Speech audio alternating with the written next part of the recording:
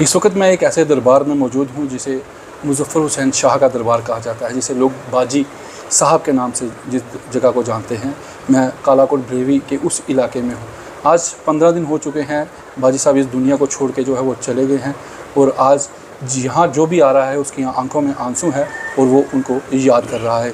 میں ان کے بڑے بھائی صاحب جو ہیں ان سے آپ کو ملاؤں گا، ان سے جانیں گے کہ اس کی پرمپرا کس طرح سے شروع ہوئی، کیونکہ کہتے ہیں کہ نانگا باجی صاحب کے یہ پوترے ہیں، اور نانگا باجی صاحب کے ہی جو ہے جب ان کی وہاں سے ہی ان کا جو سلسلہ جو ہے شروع ہوا ہے، اور ان کے بارے میں بھی جانیں گے انہی کے پوتروں سے۔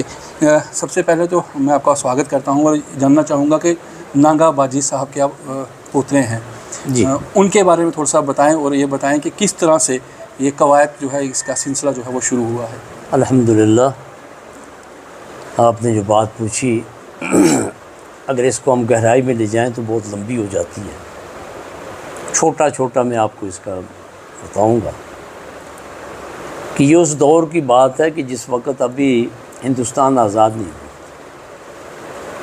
مان لیجیے آج سے 200 سال پہلے کی بات ہے، اس سے زیادہ۔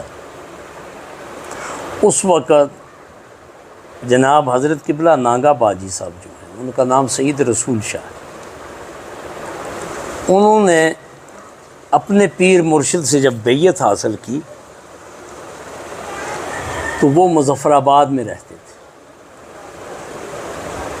سائیں محمد عظیم چشتی کا دربار تھا، ان سے جب انہوں نے بیعت حاصل کی تو بیعت حاصل کرنے میں اتنا محو ہو گئے، وہ اتنی گہرائی میں چلے گئے کہ وہ دنیا سے بیزار ہو گئے۔ سید رسول شاہ جو تھے دنیا سے بیزار ہو گئے، گاؤں بستی کو چھوڑ کر انہوں نے پہاڑ پکڑ لیے، جنگل پکڑ لیے۔ کوئی پرواہ نہیں ہوتی تھی انہیں کہ برف ہے، بارش ہے، دھوپ ہے، ننگے ہیں، کیسے ہیں۔ ایک تہمت ہوتی تھی کمر میں اور ایک چادر اوپر ہوتی تھی، ننگے پاؤں چلتے رہتے تھے جنگل میں۔ وہاں سے انہیں نانگا باجی کہنا شروع ہوا، اصلی نام ان کا سید رسول شاہ۔ تو لوگوں نے دیکھا کہ ہر پہاڑ کے اوپر جنگلوں میں ایک مست وہار ملنگ گھوم رہا ہے، نہ بارش کی پرواہ ہے، نہ دھوپ کی پرواہ ہے، نہ برف کی، نہ سردی کی، تو کوئی ننگا ولی یہاں گھوم رہا ہے۔ تو وہاں سے ان کو لقب ملا لوگوں کی طرف سے کہ نانگا باجی۔ تو پھر جب پیر مرشد کو یہ اطلاع ہوئی کہ میں نے جس شاہ صاحب کو بیعت کیا تھا وہ دنیا کو ترک کر گئے، انہوں نے جنگل اختیار کر لی، تو انہوں نے دوبارہ انہیں اپنے دولت خانے پہ بلایا، درگاہ عظیمیہ میں بلایا۔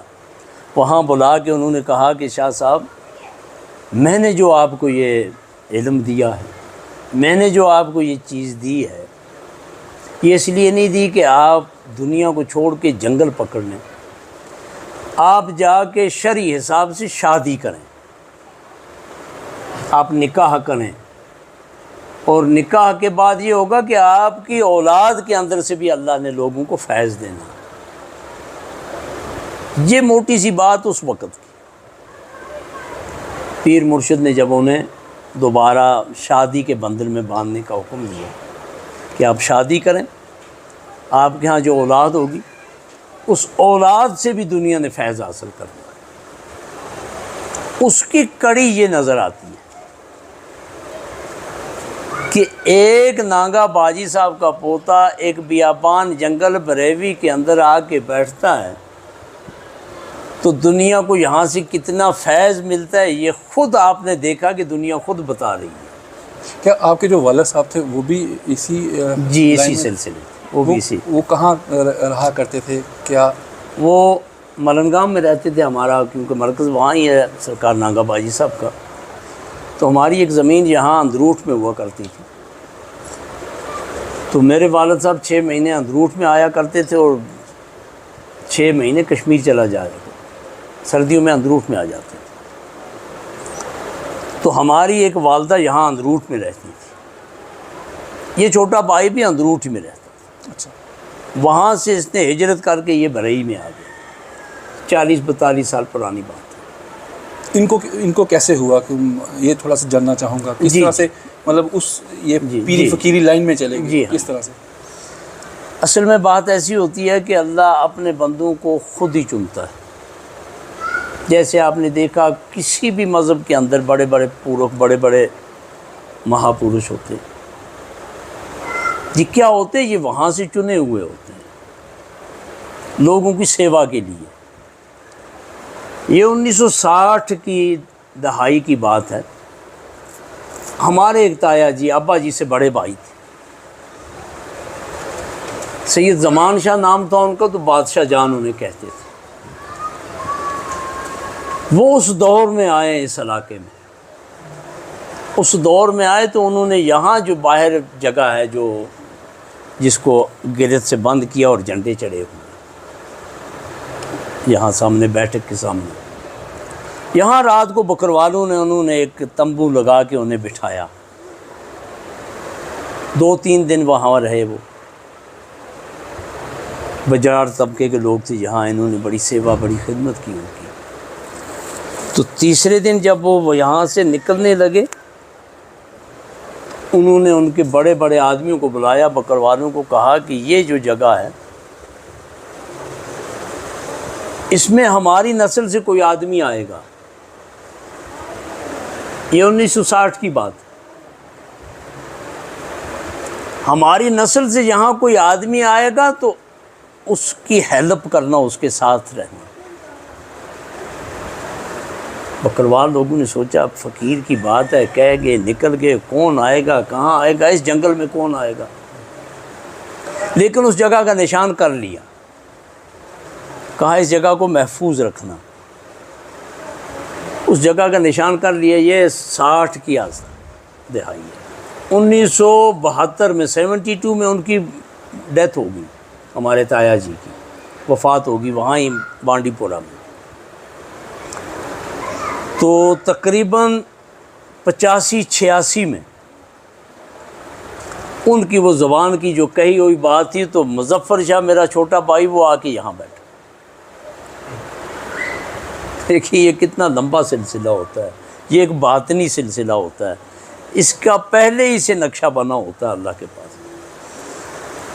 جب یہاں آئے تو وہ لوگوں نے سوچا کہ 1960 میں ایک بابا نے کہا تھا کہ یہاں ہمارے خاندان سے کوئی آئے گا،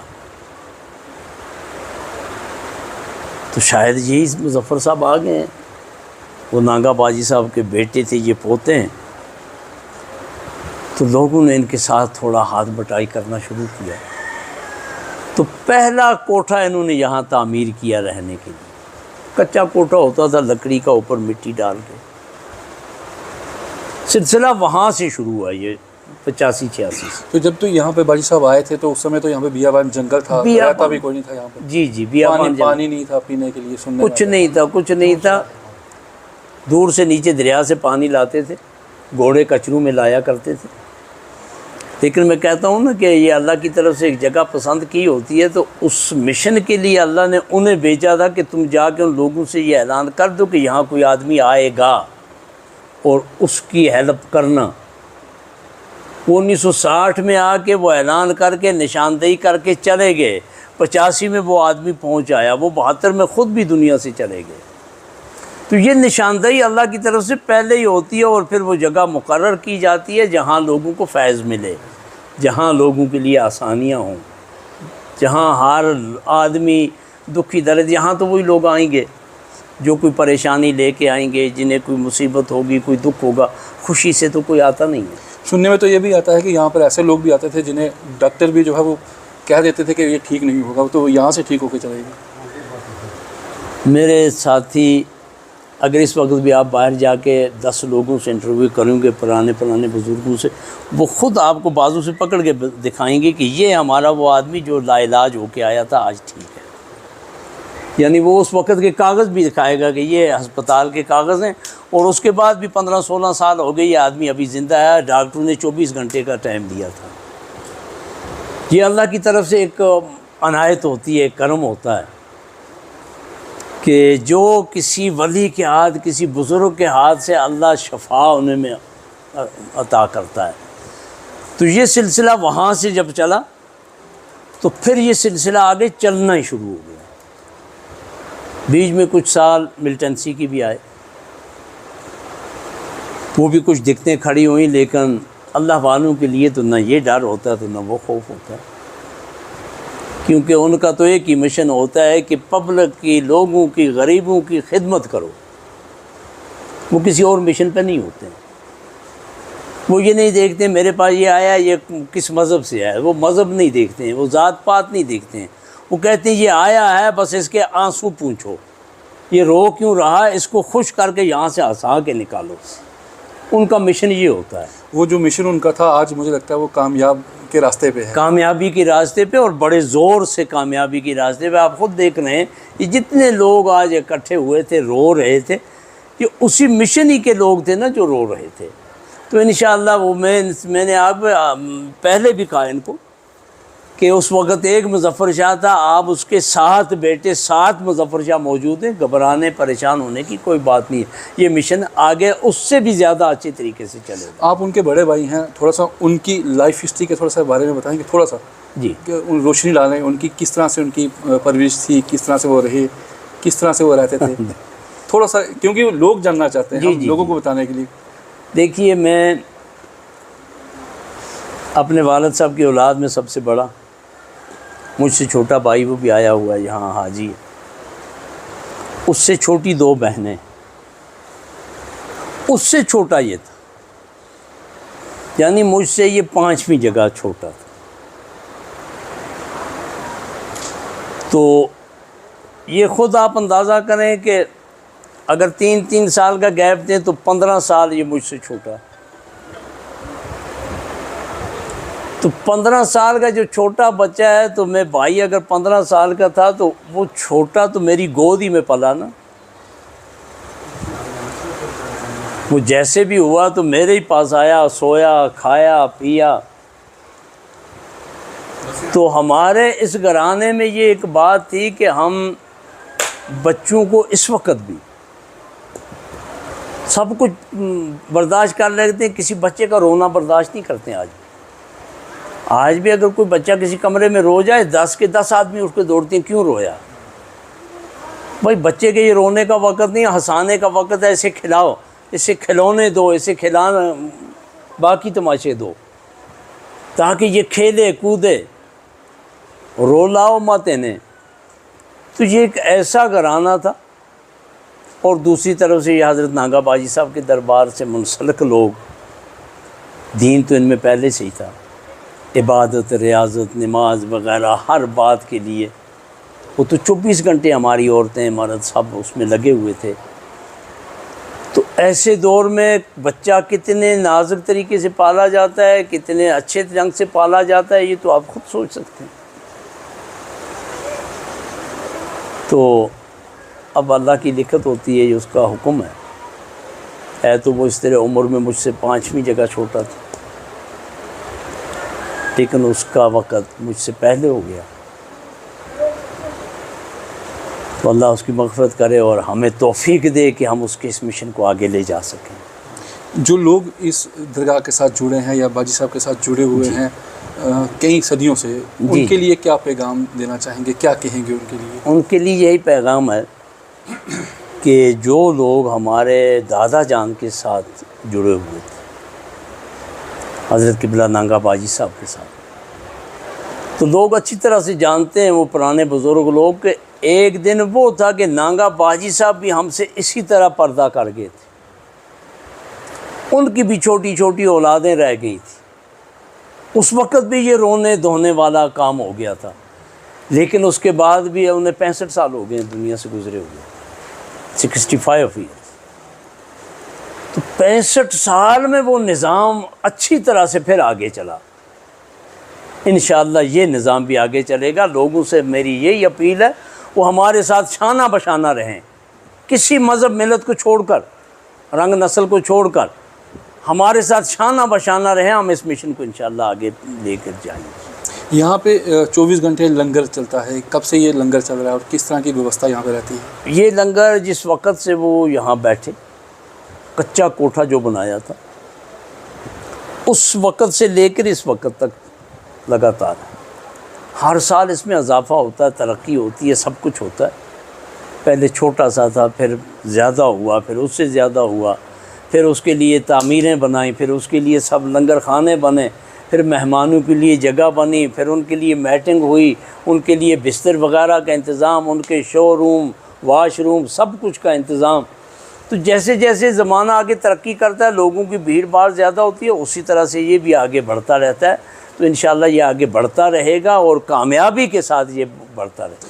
اب ان کی گدی نشینی پہ کون بیٹھنے جا رہا ہے؟ کس طرح سے گدی جو ہے وارث بیٹھے گا اور کس طرح سے چلے گی پرمپرا؟ دیکھیے ان کے 7 بچے ہیں، 7 بچوں میں سے 2 بچوں کی شادی ہوئی ہے، بڑے 2 بچوں کی۔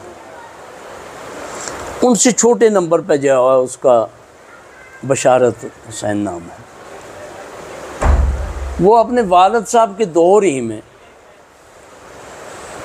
باہر کی جتنی سیاسی یہ باتیں ہوتی تھی وہ انہیں چلاتے تھے۔ کسی منسٹر کے ساتھ میٹنگ ہے، کسی وزیر اعلیٰ کے ساتھ کوئی میٹنگ ہے، اس کے لیے بشارت ہی وہ سارے کام کرتا تھا۔ وہ ان چیزوں میں اچھی طرح سے جانتا تھا، اور جب بھی عرس ہوتی تھی وہ ڈی سی صاحب کے پاس، ایس پی صاحب کے پاس ساری چیزیں اس کو اچھی طرح سے، ان کی زندگی میں وہ ساری چیزیں سیکھ چکا تھا۔ لکھے پڑھے وہ بچے ہیں، یہ تو نہیں کہ تو پھر جب یہ بات ہو گئی تو اس دن ہم نے یہاں بیٹھ کے تھوڑا سا مشورہ کیا بھائیوں کے ساتھ، باقی بھائی چھوٹے تھے انہیں بھی بٹھایا۔ تو ہم نے کہا بھائی ایسا کرتے ہیں کہ بشارت صاحب جو ہے یہ سیاسی رنگ سے بھی ہر چیز سے ہوشیار ہے، یہ کسی ڈی سی کے پاس، کسی ایس پی کے پاس، کسی ایم ایل اے کے پاس، کسی منسٹر کے پاس جانے کے لیے اس کو وہ پورے راستے بنے ہوئے ہیں۔